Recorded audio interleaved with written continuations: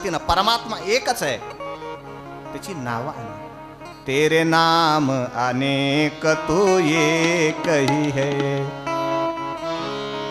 हर देश में तू हर वेश में तू, तेरे नाम अनेक तू एक ही है.